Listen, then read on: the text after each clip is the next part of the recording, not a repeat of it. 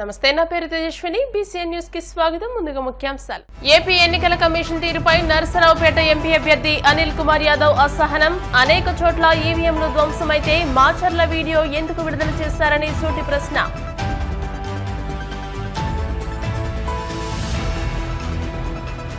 మధ్య బంగాళాఖాతంలో కొనసాగుతున్న అల్పపీడనం శనివారం ఉదయానికి తుఫానుగా మారే అవకాశం ఉందని అంచనా.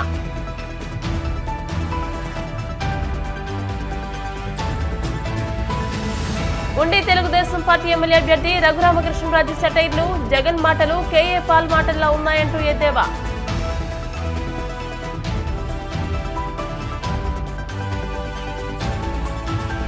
హర్యానా రాష్ట్రం అంబాలాలో ఘోర రోడ్డు ప్రమాదం. మినీ బస్సు ట్రక్కును ఢీకొట్టడంతో ఒకే కుటుంబానికి చెందిన 7 మృతి. ఏపీలో ఎన్నికల రోజున జరిగిన విధ్వంసక ఘటనలపై ఎన్నికల కమిషన్ వ్యవహరిస్తున్న తీరుపై వైసీపీ నాయకులు పలు అనుమానాలు వ్యక్తం చేశారు. 13న పోలింగ్ రోజు ఈవీఎం ధ్వంసాలు జరిగితే 21వ తేదీన వీడియో ఎందుకు బయటకు వచ్చిందని నరసరావుపేట ఎంపీ అభ్యర్థి అనిల్ కుమార్ యాదవ్ ప్రశ్నించారు. ఎన్నికల్లో 9 చోట్ల ఈవీఎంలు పగలగొడితే ఒక్క మాచర్ల ఎమ్మెల్యే రామకృష్ణారెడ్డి ఈవీఎం ధ్వంసం విజువల్స్ బయటికి ఎందుకు వచ్చాయని ప్రశ్నించారు. ఒక్క వీడియో బహిర్గతంపై అనేక అనుమానాలు ఉన్నాయని పేర్కొన్నారు. మిగతా వీడియోలను ఎందుకు రిలీజ్ చేయలేదని, అందులో ఎవరెవరు భాగస్వాములయ్యారో తేల్చాలని డిమాండ్ చేశారు. వ్యవహరించాల్సిన ఎలక్షన్ కమిషన్ ఎన్నికలు మొదలైనప్పటి నుంచి కూటమితో కలిసినప్పటి నుంచి చూస్తా ఉంటే ముఖ్యంగా పల్నాడు ప్రాంతంలో టార్గెట్ చేసి అధికారులు మార్చడం దగ్గర నుంచి చూస్తా ఉంటే ఈ రోజు ఎన్నికలు అయిన తర్వాత ఈ వారం రోజు పరిణామాలు చూసినా కూడా మొత్తం వైఎస్ఆర్ కాంగ్రెస్ పార్టీ ఒకటే ఏదో గొడవలు చేసింది, తెలుగుదేశం పార్టీ వాళ్ళంతా సత్యహరిచంద్రులు, వాళ్ళు ఎటువంటి ఏం పని చేయలేదు అన్న ఇదిగా కూడా ఈ రోజు ఎలక్షన్ కమిషన్ గానీ ఈ రోజు మొత్తం తెలుగుదేశం పార్టీ గురించి మాట్లాడే పరిస్థితి ఈ రోజు చూస్తా ఉన్నాం. అదిగాక 13వ తారీఖు నుంచి ఈ రోజు దాకా మాచర్లో జరిగిన గొడవలు కావచ్చు, లేకపోతే పిన్నెల రామకృష్ణారెడ్డి గారి మీద వస్తున్న అపోహలు కావచ్చు, అన్నీ కూడా ఈరోజు స్పష్టంగా మేము ఒకటే చెప్పదలుచుకున్నాం. ఈ రోజు ఏదైతే ఎన్నికలు మొదలైనప్పటి నుంచి ప్రత్యేకంగా ముఖ్యంగా పల్నాడు ప్రాంతాన్ని టార్గెట్ చేయడంలో కానీ ముఖ్యంగా దాంట్లో మాచర్ల నియోజకవర్గానికి సంబంధించి ఎన్నికలు ఇంకొక 3 రోజులు ఉండగానే అధికారులంతా హుటాహుటిన మార్చడం, ఎస్ఐల్ని సీఐల్ని మార్చడం, సీఐలు కూడా వాళ్ళ సామాజిక వర్గానికి సంబంధించి సీఐలు తీసుకురావటం, ఇవన్నీ కూడా చూడటం జరిగింది.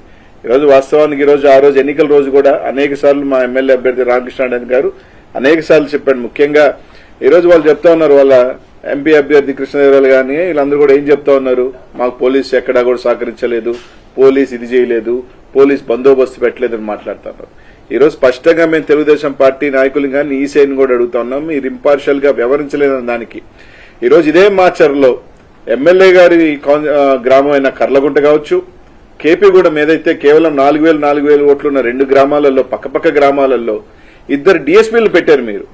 అదే ఒప్పిచెర్ల 5,000 ఓట్లున్న పక్కన తుమ్మరకోట, చింతపల్లి, పాల్వాయి గేట్ లో విపరీతంగా రిగ్గింగ్ జరుగుతా ఉంది, ఆ ప్రాంతంలో భయభ్రాంతులు చేస్తున్నారని చెప్తున్నా కూడా ఎమ్మెల్యే గారు కానీ ఎస్పీకి ఫోన్ చేసినా కానీ కనీసం స్పందించాల.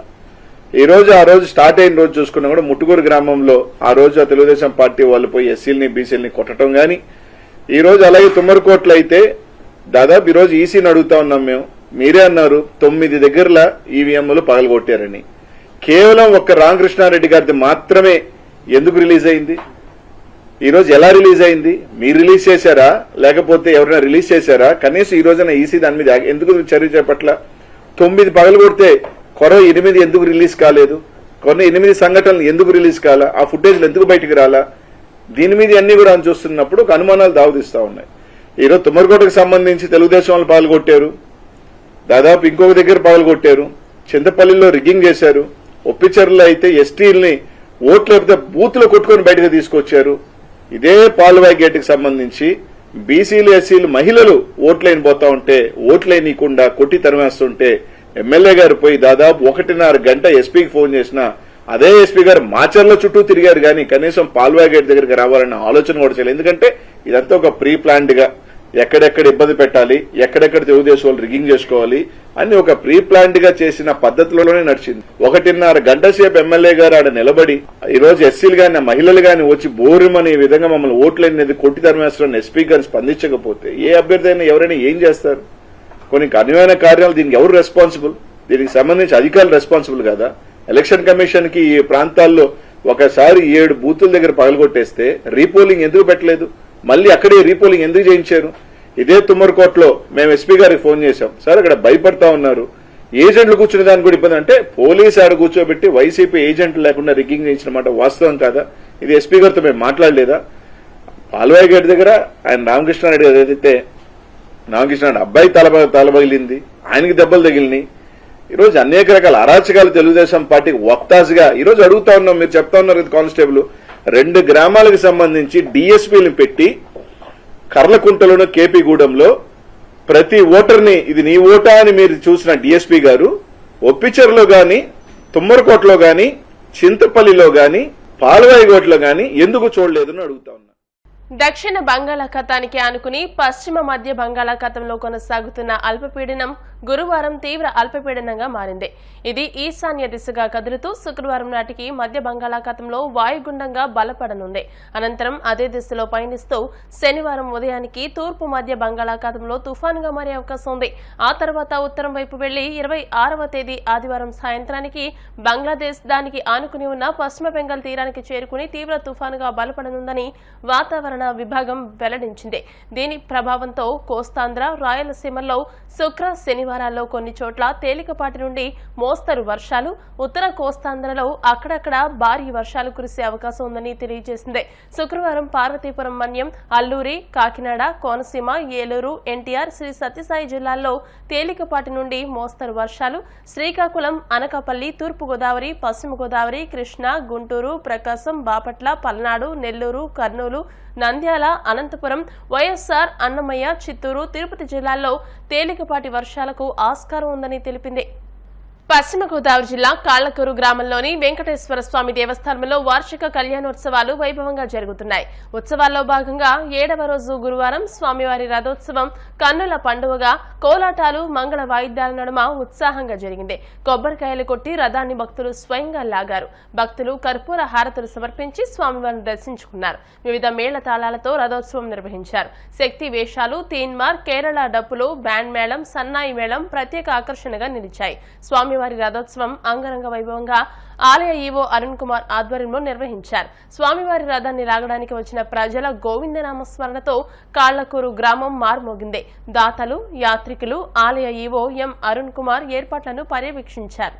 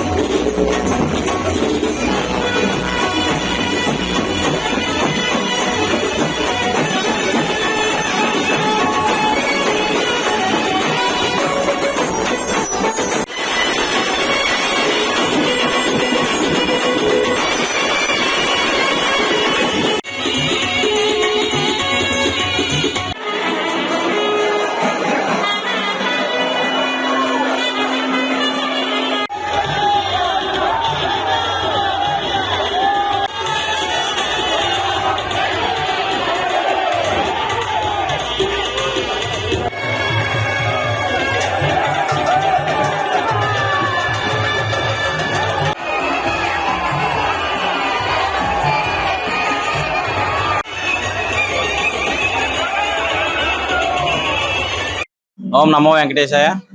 కాల్కూరులో వేయించినటువంటి శ్రీ వెంకటేశ్వర స్వామివారి దేవస్థానం వార్షిక తిరు కళ్యాణ మహోత్సవంలో భాగంగా ఈ రోజు స్వామివారి రథోత్సవం అత్యంత వైభవంగా నిర్వహించడం జరిగింది.